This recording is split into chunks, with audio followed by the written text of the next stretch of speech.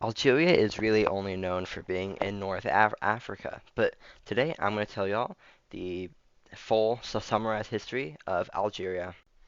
The quote-unquote modern history of Algeria started with the Numidians, which spoke Berber. That is still spoken today, of course, and is located in Northwest Africa, controlling territory that is modern-day Algeria, but also modern-day Tunisia, with parts of those, Libya, and Morocco. The rulers of the Numidian tribes were split in between two countries basically, the East and the West. You have Masili in the East and Mazeli in the West.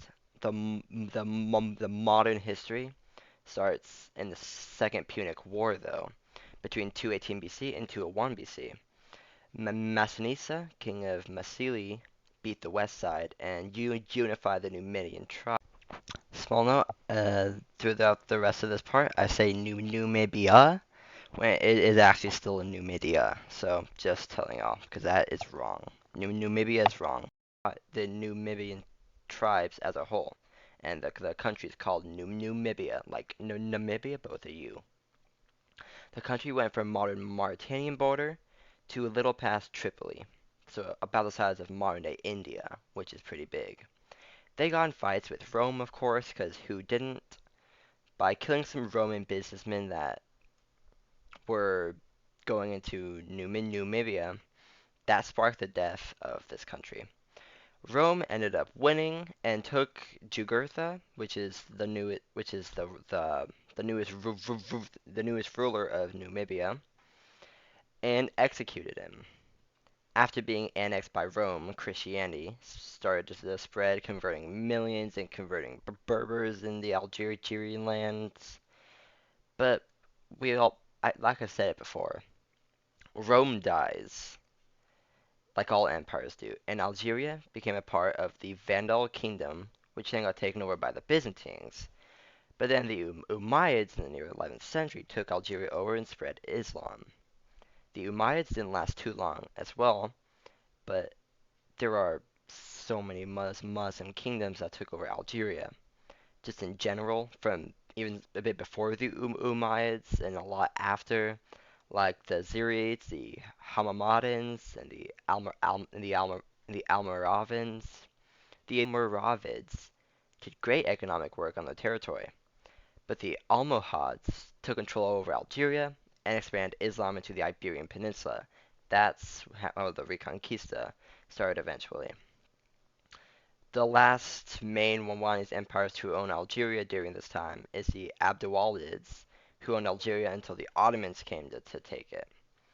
There are a lot, and also like late 1400s, Europe freed Spain from Muslim rule around this time. Spain had a history with Algeria, kept taking parts of Algeria and like Morocco and all those lands, like Ceuta and Melilla, which they have modern day. And that was during the Abdulwahilids, and even during Ottoman rule. So Spain was taking bits from the Ottomans.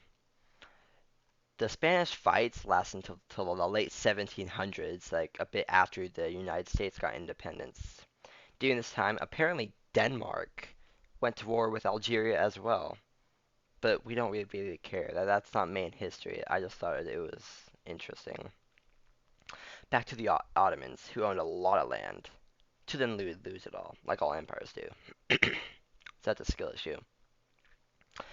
Algeria was basically free until the French came in and colonized like half of Africa, including Algeria, which they really wanted to keep Algeria, mainly for oil stuff. But yeah,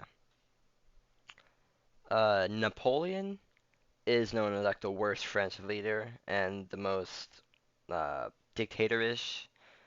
But Napoleon treated the Algerians better than any other French leader, which is strange. But Napoleon was still very harsh. Algeria got fed up with French rule and high nationalism, which only grew higher following both of the World Wars. But after World War II, A decade-long brutal war for Algerian independence happened, and France did not want to give up their colonized land.